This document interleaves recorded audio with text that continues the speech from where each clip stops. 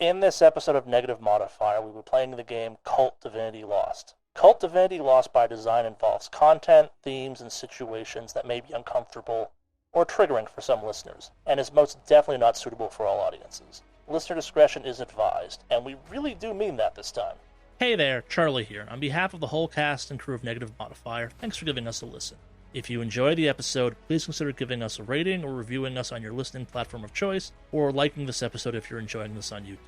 It only takes a few seconds and it helps us find new people to inflict our signature brand of madness upon. If you want to support the show, consider supporting us on Patreon. And if you're looking to chat with the cast, other listeners, or get the most up-to-date news about the podcast, check out our Discord channel. Both are linked down below in the show notes. And with that all said...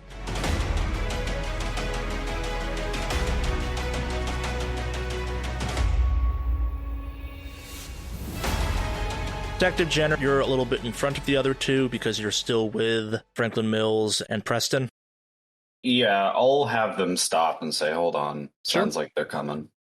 So as you stop to do that, actually, you're just kind of overcome with a flashback of the last time you were here. Like, it's all kind of flickering images and a bit distorted. Kind of it plays out both too fast and too slow, but like, it comes at you hard. You very vividly remember entering the engine room, discovering the victim, kind of realizing what had happened to her, the kind of the butchered and ritualized dismemberment of her, and yet you have this strange memory that despite the fact that she was obviously dead, no human could possibly be alive still in that case.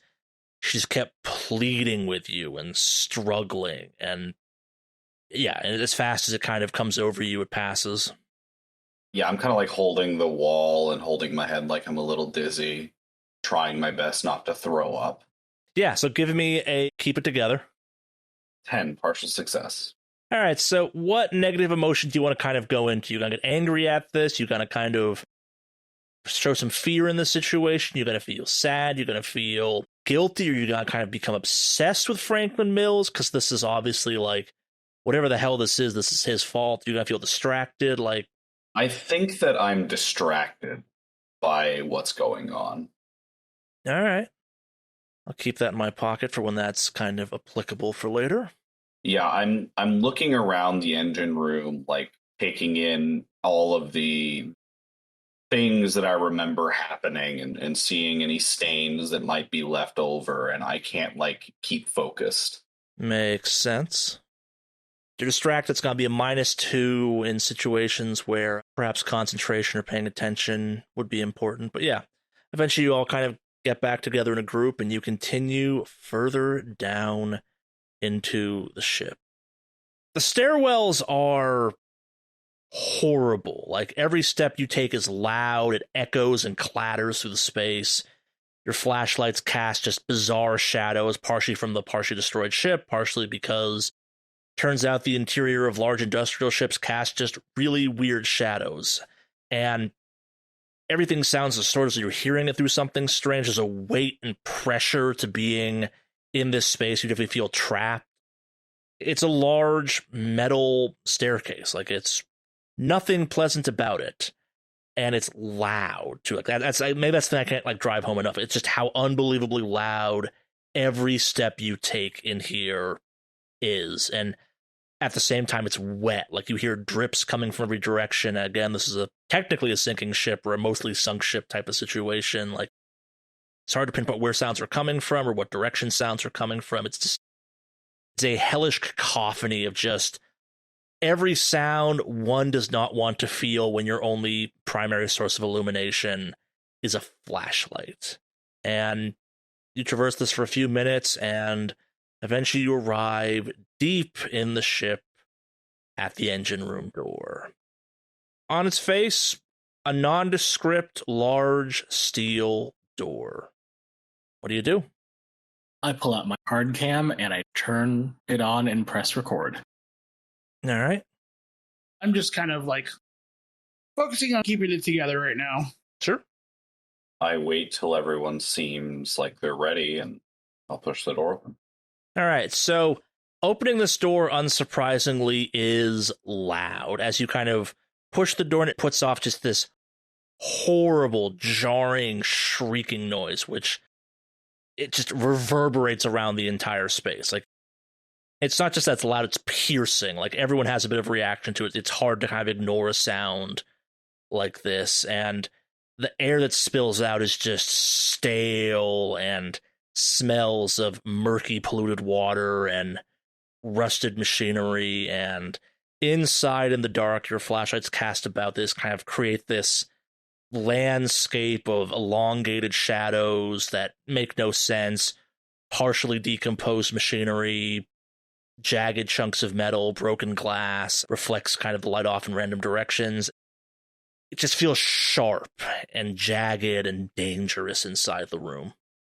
And off on the other side of the room, you see a staircase that leads further down into the ship.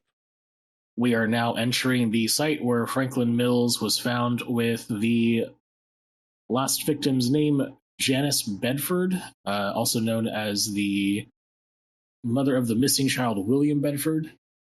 Earlier, we passed the site where Clark Glover's body was discovered on a stairwell. And I take a couple steps inward. Any other reactions? I'm just kind of watching the doctor, thinking to myself, like, what the fuck is she doing? Making a documentary or something? I'm confused at how calm she seems about everything. Sure. Clinical. Makes sense.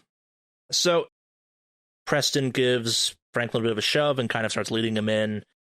Partially dragging, partially leading. Like, Franklin's not been especially happy the entire time he's been here.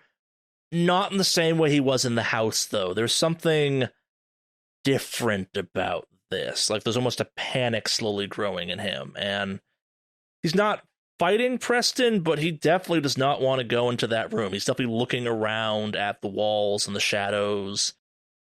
Some mix of scared and panicked might be the right read on him. But yeah, he kind of gets slowly dragged, slowly led into the center of the room. And upon reaching, we'll say about 2/3 of the way in, he just starts to sob and falls to the ground, crying. Everyone give me a observe the situation. I rolled a 10 partial success. I rolled a 12 partial success. Partial success, 10. All right, so that's enough to hear that layered in with Franklin Mills' sobs are a second group of sobs, a child's sobs, and they're not coming from Franklin. They are echoes reverberating throughout the ship.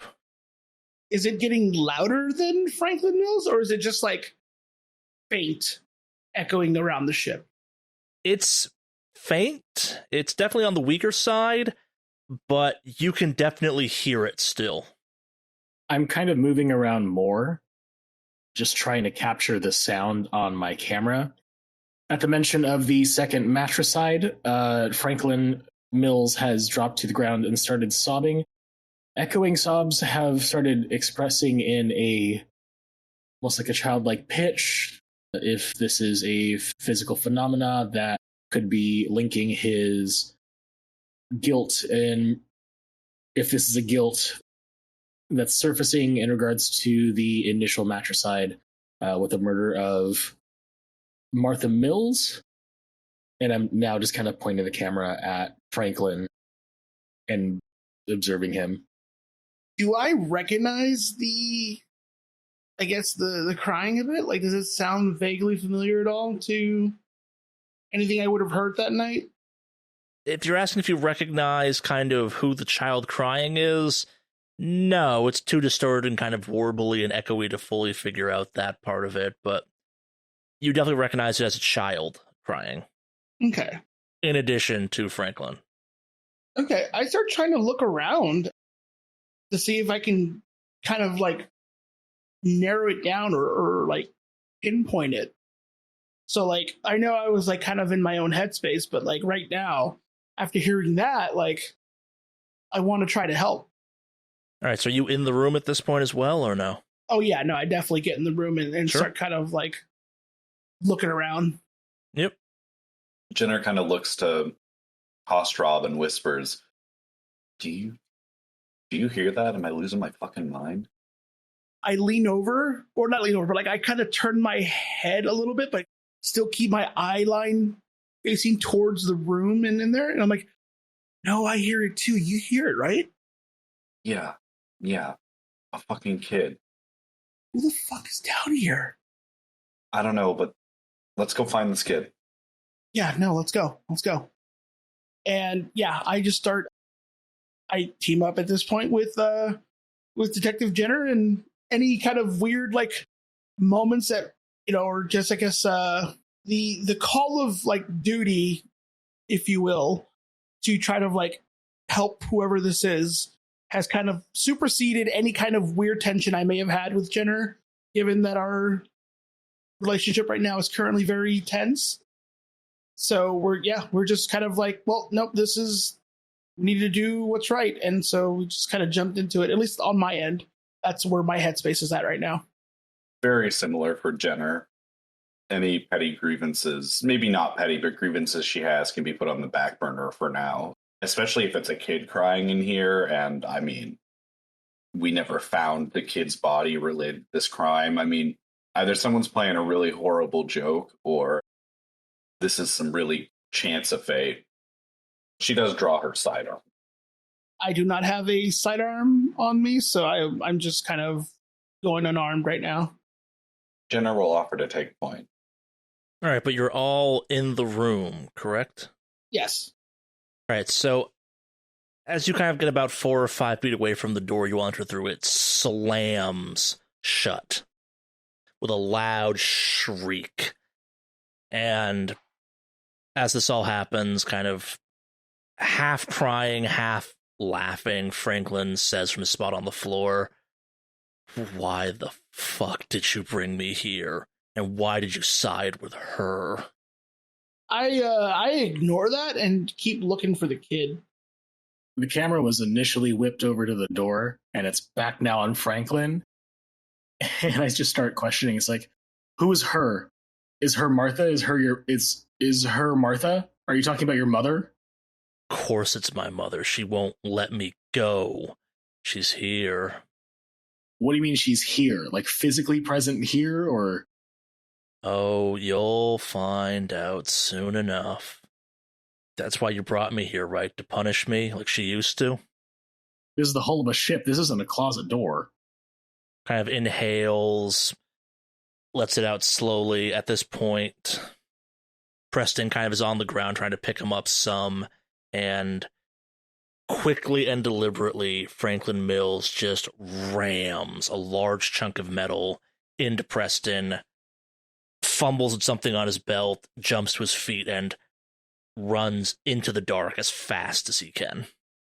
I'm going to react and try to shoot him in the leg. Yeah, give me an act under pressure. 6 failure. Yeah, it's dark, it's terrifying, like your shot goes wide. You hear Franklin's steps sloshing and echoing through the hallway.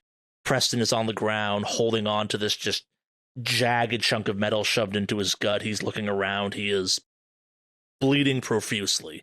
You're not sure how Franklin did it, but it's not just a stab. It's like a stab and twist and pull and sideways. Like it's some serious damage has been done to Preston. He is confused. He is scared.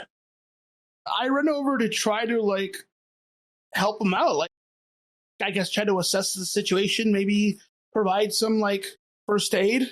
Sure. I mean, it's part of like some of my training a bit as like a, initial triage stuff, nothing advanced, but at least just to try to like assist and run over. And then as I'm running over, I turn to Jenner like, "You go after Mills. I've got this here. Go, go, go."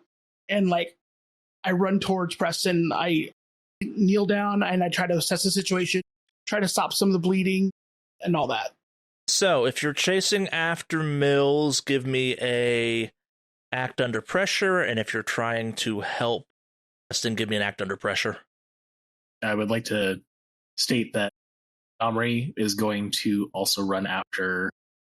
I'm not about to miss out on this opportunity. Sure. I rolled a 5 failure.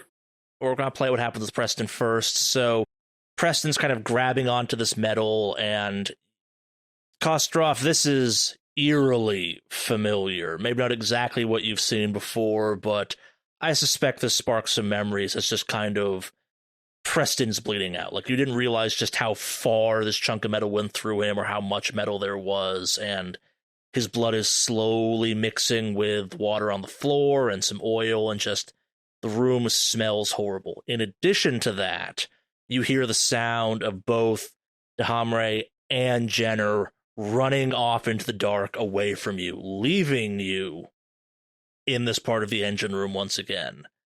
Give me a keep it together. Partial success.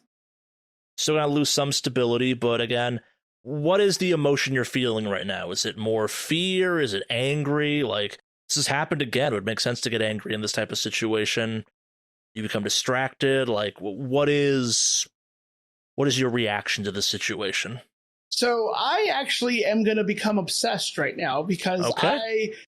I understand the situation's eerily similar, but my need to want to help and fix things in this situation right now supersedes any other personal feelings in terms of like the trauma at the moment, because I need to help. It's a primal urge at this point that I need to fix things. I need to help. And right now I'm in a situation where someone is literally bleeding out in the spot where I was at before, and I want to help.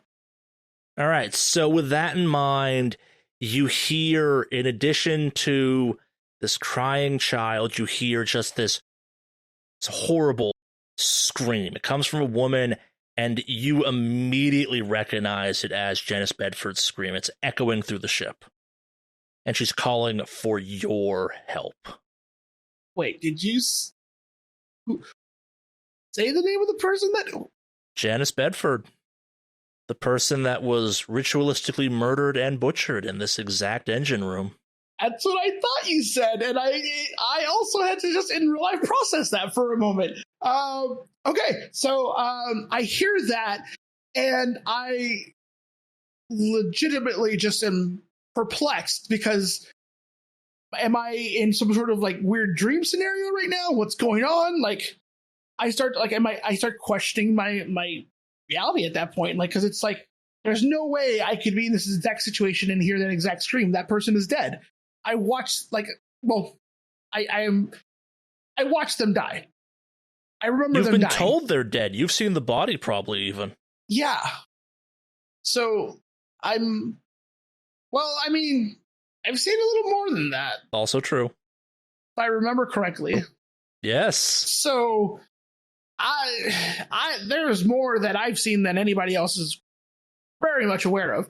So to hear that scream in particular in this scenario has legitimately startled me, that I'm questioning if I'm like, am I stuck in this weird dream? Is this actually happening? At that point, I'm kind of distracted, but I'm also trying to help Preston. And I'm like, yeah, there's just a lot that's going on right now. And then I'm kind of going back and forth between like, did I hear what I think I heard? And then just trying to like assist Preston, and kind of going back and forth in my head, back and forth of just this, oh, was that what I think it was? Who? No way, that's not, she's dead. I saw her die. And then also like, oh God, he's bleeding out. Preston's bleeding out. And it's just, there's so many thoughts racing through his head right now. He's panicking at this point. And yeah, just a moment of just like shock on that one. But I'm still trying to really try to help Preston right now. But yeah, I'm definitely distracted at this point when it comes to that situation. Makes a lot of sense. All right, so now jumping to the other two. So you are racing through the hold of the Cenobia. You can hear Franklin Mills.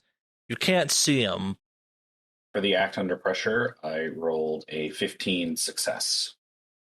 I rolled a partial success with 10. All right, so Detective Jenner makes a certain amount of sense. You are nice and far ahead. Your instincts kick in. You are chasing after him. Dr. Dahamre, this isn't really your thing. Chasing convicts through a ship hold, this is not really your forte. You got your camera with you. Maybe you're a tad distracted. You're doing it, but not as well as maybe you want to be, type of thing. And after about, we'll say, 100 or so feet, couple bulkheads, couple twists and turns. You both pass on the ground. Franklin Mills discarded handcuffs. He is loose on the ship, unrestrained at this point. Unfortunately, Dr. DeHammer, you're starting to kind of lag behind Detective Jenner some, and you see her go right around a corner, and when you reach that corner, the corner just seems to end at a dead end after a few feet. So, as I'm at that dead end, I'm mildly freaking out because, okay, cool, I'm in a really life and death situation. I have only 2 hands, but I want to hold 3 things. My pepper spray, that syringe full of knockout juice, and my camera, because the camera is ultimately like what I'm doing this for. So I have to choose between like pepper spray or the syringe. And I'm gonna hopefully fumble around my bag and find one of those things. I didn't drop anything or whatever have you, because I didn't expect to be run down a half sunken ship or whatnot. Reaching into my bag and grabbing something, what do I grab? Or can I like aim to grab something? I am freaking out. If you want to grab your pepper spray, you can. If you want to grab your syringe, you can. Whatever you want. Cool. Actually, no. Give me an act under pressure. I'm going to take that back. Let's see if you actually kind of do this not totally fumbly. You said the magic words on purpose. Oh, I crit that. Success with a 20, maybe. Yeah, so you managed to grab what you want. So I'm grabbing the syringe, and I'm taking the needle cap off with my teeth and just spit out the top. And I'm holding it just kind of in an active position where it's like I am ready to have my thumb on the plunger and stab and hopefully sedate Franklin Mills. It's just spooky at this point. Yeah. But I am going to try to reconnect with Jenner, and I'm just going to cautiously move about and try to get my bearings. All right, so as you're looking around, you kind of go back around the corner that you came from initially, and it's strange. You don't remember running through at least knee-depth water, but the hallway that you ran down seconds ago is now full of some amount of water. You can't quite tell. You're guessing it's at least would come up to your knees, and floating off in one corner is a body, face down in the water.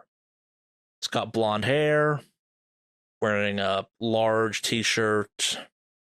How badly decomposed is it? It's not, I guess. Like, it definitely looks dead, but like, also it's a face down thing in the water. It might not be dead necessarily. Who knows? It's definitely not Franklin Mills, though. This is, you'd guess, a 13-year-old woman, give or take. Holy shit, there's a... Oh shit. I'm trying to hold the syringe in my mouth while I run over to the body to try to flip it, I guess, and check for vitals. Sure. Right, so you grab the body and kind of pull it up out of the water and start checking it? Yes.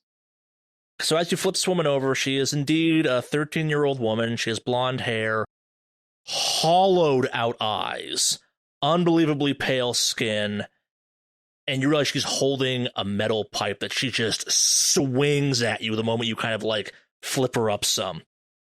So how do you react? I try to dodge. I'm pretty sure that I'm probably going to like fall backward or whatever have you and just kind of end up in the water. Sure. But I'm going to throw her back and just kind of resist the urge to scream because I'm holding my syringe in my mouth. Sure. Yeah, give me a avoid harm. Oh, I did not crit that. Failure with a 9. All right, so this thing kind of whirls on you, and you're not sure where the light's coming from that illuminates this thing, but you recognize this body. Her name is Sarah, and she took enough sleeping pills that she died at one point, and she slowly starts moving towards you, looks at you. Well, you're looking well, Doctor. I can't quite say the same about myself. Sarah? Oh, holy shit, Sarah. Sarah? You're not supposed to be here. What? Oh, but we all are here. Isn't that right, Dermont, and you feel a muscular arm snake up behind you and just grab you as you are dragged backwards into the water. That when you ran through it was only knee length, but suddenly is, as best you can tell, bottomless. I scream out into the water, and because I don't think I've just now seen like one of my patients who I know is dead interact with me in a very gruesome manner. And I'm going to try to struggle. Actually, I'm screaming, but I'm going to struggle and try to break myself free. Yeah, give me an act under pressure. Why not? Failure with another 9. Yeah, so your eyes are open and kind of like looking up, you see somehow the flaming lights of Zug Island above the water surface as you're kind of dragged deeper and deeper down. But it's weird. Right as you start to lose consciousness, you swear somehow that you can hear Christian music, and suddenly you can smell the smell of cooking meatloaf. But with that, we're going to jump to Detective Jenner. Detective Jenner, you are in hot pursuit of Franklin Mills through the interior of the Cenobia. You can still hear his footsteps off in the distance. He still has a bit of a lead on you. What are you doing? I am just keeping my head down and pushing forward. She yells out Franklin's name every 10 seconds, telling him to stop. She's got her gun in one hand, just running through the ship. Sure. Got your flashlight out still, or you're just kind of trying to run and go on instinct at this point? I mean, yeah, she's got her flashlight in the other hand. Yeah. All right, so kind of after probably a few minutes, we'll say 2-3 minutes of running, you hear a splashing sound that you assume is Franklin running through some water, and you find yourself in a room with, it looks really shallow, about 1 or 2 inches top, deep puddles kind of scattered around the floor. Your flashlight reflects off of them, and in one of the puddles floats a small child's shoe.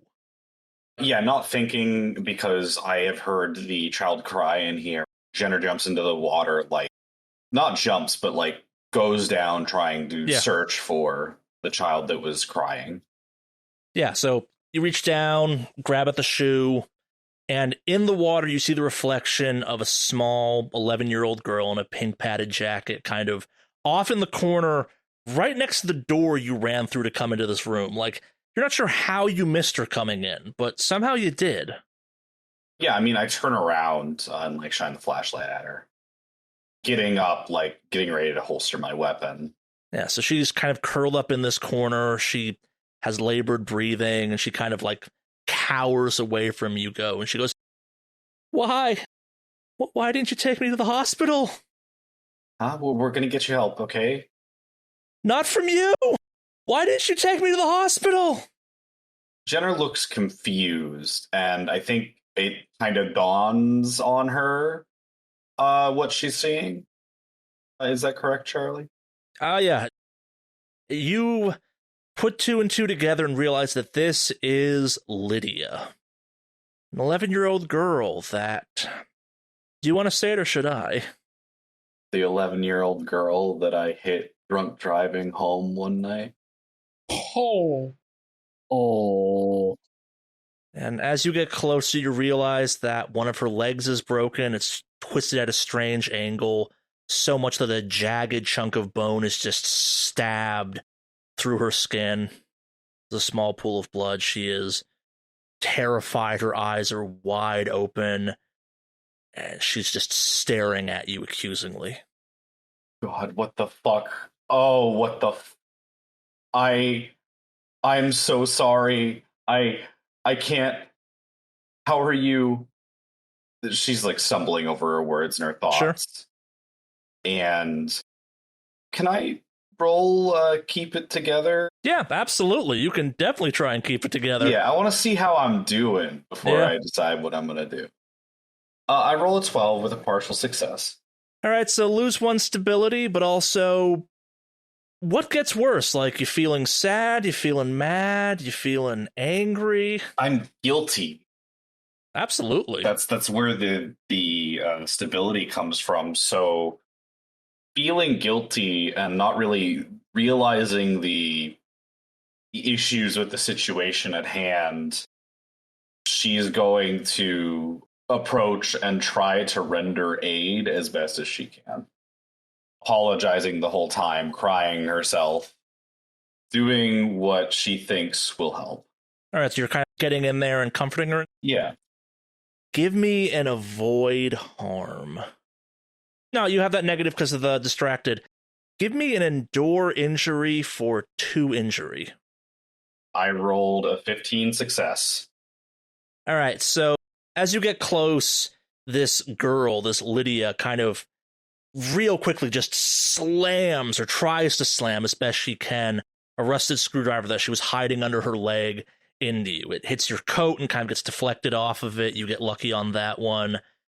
And she starts kind of like pushing herself up, but she's not like grabbing something. She's like rising almost in a jerky marionette-like fashion off the floor. She kind of looks at you again. She's only an 11-year-old girl, so she's not taller than you, but like in a very weird way, she suddenly feels bigger than you. And she just says, "You're the one that's going to need to go to the hospital this time, detective." There's a split second where Jenner thinks about drawing her gun again, but seeing this child, even in their imposing form that she had harmed before, she can't bring herself to do it, so she just turns and runs. Give me an act under pressure. 14 partial success. All right, so you are whipping through this place as fast as you can. You trying to find an exit, or you just trying to put some distance between you and Lydia at this point? I'm yelling out for Ostrov. Sure. I'm trying to retrace my steps and find anyone that's in the group. All right. Give me an observe a situation. 13 partial success. You're not finding what you're looking for, but you swear you hear kind of like Christian music playing from somewhere deeper in the ship, and you feel pretty confident that you could make your way there. Maybe that's the outside world, like it's a radio or something outside the ship that some worker put down and forgot or something. Do you head towards it, or? Could I ask you one of these questions? Sure. I want to know what I can use to my advantage. I mean, that might be an escape. Are you looking for, like, a weapon, or? I'm looking for a route that I think I could easily traverse, but not the childlike form. I mean, you have definitely longer legs as an adult. She can probably fit through anything you can. Your advantage is speed and distance, probably, in this situation. Unless you want to try and, like, climb up. That also might be an advantage. I think I will continue towards the music. Sure. Makes a lot of sense. Officer Kostrov. Yes, sir. You are following the sounds of Janice Bedford's screams as she screams out for help. Wait, am I just leaving Preston behind, or Are you? I He's pretty much dead at this point. Okay, I was just trying to confirm if they had already passed or if they were pretty much dead. There's nothing you can do for Preston. If he's not dead, he's very close to being there. Okay. Okay, are they dead already, or are they, like, very close to it? Because I guess the guilt, since, there's a lot of guilt going on right now with all this stuff, I would feel very awful to leave somebody in their last moments, I guess. I understand. Yeah. But also, Janice Bedford is screaming for your help specifically. True. She's calling you by name. Okay. There's nothing you can do for Preston at this point. He's probably not long for this world. But also, that would mean leaving him to die all alone in this engine room. Okay. So I guess in, like, a pretty much futile last attempt, I'm gonna tear off part of my shirt to try to, like, I guess put some pressure on the wound to reduce some of the bleeding, I guess. Just, I mean, part of me knows it's futile at this point. Yeah, give me an act under pressure. Okay. I rolled a 12 partial success. I mean, like, you do a pretty good tourniquet, and like you have him pretty well patched up. It doesn't change the fact there's a very large chunk of metal through him, though, too. Like, you have, to the best of your abilities and situational resources, bandaged him up as best you can. Okay. And so I just kind of look at him like just relax. You're gonna be all right. You're gonna be all right. I will be right back. I need to go. I need to go see where that screaming's coming from. And like I'll be right back. I swear. I promise. I'll be right back. I'll be right back. I promise. I promise. I'll be right back. And just kind of like almost at this point, it's like he's rambling. Like it's like he's trying to convince himself at this point that like, no, you're gonna be all right. Everything will be okay. I'll be right back. It's not so much for Preston at this point as much as it also is for Kossoff at this point. Sure.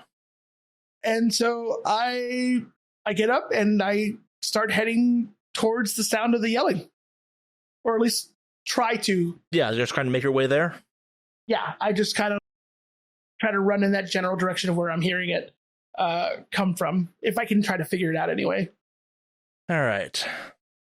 So, you're making your way through the labyrinth of the ship. You're following the sounds and echoes of screams and pleas for help, and eventually you come across a room that's full of machines, and as you enter, they all kind of sputter to life. There's sparks, there's popping sounds, there's smoke, and on one of the machines, kind of in the center of the room, almost like a diasis of some kind, is a gun. A pistol, to be precise. Okay. I'm caught off guard by there just being a gun sitting there. So I start walking towards it, but I'm also like more distracted, like trying to find do I still hear the screaming at all? Or the yelling? Oh, yeah. Okay, so I'm gonna just quickly grab the gun and head towards the yelling. So as you reach for the gun, you notice a couple things. One, it is oddly clean and well maintained despite the everything about this place. The second thing is that this is your gun, your service pistol. Do you still grab it? Yeah, I mean, I might have caught that, but I'm really concerned about trying to get to the yelling right now. So, all right, so do you grab it in kind of a traditional grip, or do you just kind of pick it up and put it in a pocket or something? Is there like a holster there with it, or is it just literally the gun? Just the gun. I'm just gonna grab it and grab it and move towards the yelling in like a tactical manner, because Franklin Mills is still running around somewhere. Oh yeah. So I need to be mindful of that. So I'm going to be moving with the gun, but I'm holding the gun tactically, if you will. Sure. No, so as your kind of fingers close around the grip and it settles into a familiar grip and kind of holding pattern, you're overcome with a memory, a vision. You're not quite sure of Franklin Mills releasing you from being tied up and bound and gagged and handing you this gun and looking you in the eye and going, you need to go stop those police officers now. You have to go stop them. And you feel yourself slowly drifting towards stairs. Out of the vision, you suddenly find yourself walking upstairs. You keep flashing back and forth into that vision, and you then see a figure about 2/3 of the way up into the dark on the top of the stairs. What do? Do I recognize the figure at all? You can't see the figure well. Well, I don't want to shoot, obviously, but I'm going to try to move closer to the figure, but keep my gun not aimed towards the figure, but like still somewhat tactically held so that if I need to quickly aim, I can. Sure. No, and the figure sees you and starts approaching you in a menacing manner. Menacing manner? So I'm just going to yell, freeze! Stop! Don't move! Doesn't respond. I aim my gun up. How much time do I have before they're close? It's closing on you quick. Okay. I yell freeze one more time. They're still approaching. All right, I pull the trigger. You have just shot Clark Glover. He falls dying to the steps, and you feel euphoric. Over your shoulder, you see Franklin Mills close the door you walked out of to go up these stairs and seal it. At the top of the stairs, now no longer in darkness, you see a door that doesn't make any sense here. In fact, you vaguely remember this door from Waring Street? There's this wave and look of confusion on my face as I see this door. Yeah, it's just a house front door where a bulkhead door should be in the ship. You go towards it? I am very cautious, but I do slowly head towards the door. All right, so you approach the door. Do you open it? Well, first off, I touch the door to see if it's actually real. It's very real. Just a normal house door. Part of me very much does not want to go, but I will go ahead and put my hand on the doorknob and turn the doorknob. All right, so as you open the door, you hear, again, some Christian music suddenly kind of comes out of the door at you. And you smell a faint smell of cooking meatloaf. Jumping back to Detective Jenner, you are running through the interior of the Cenobia, following this sound.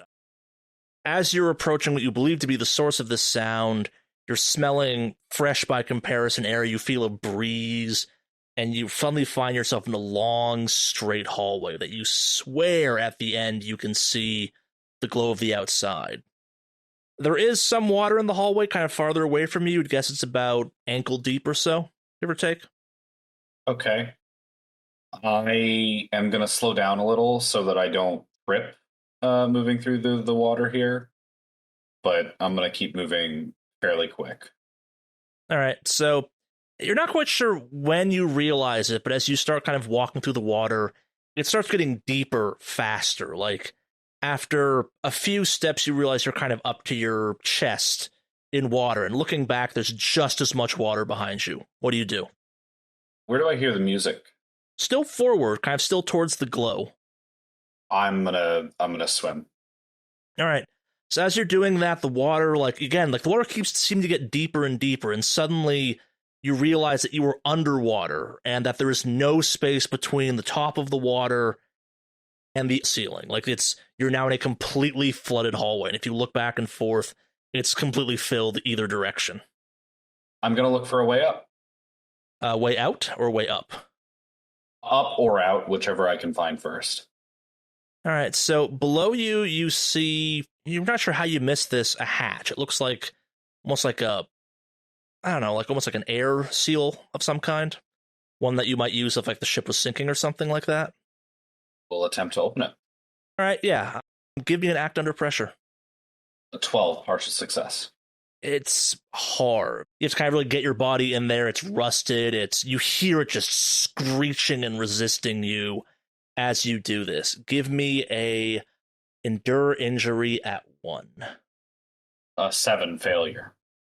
So you get the door most of the way open. You're not quite sure what, and you realize how long you've been underwater. It's maybe been minutes, and you've been exerting yourself hard, and as you slowly fade to black, you kind of feel yourself drifting down into this opening you just made.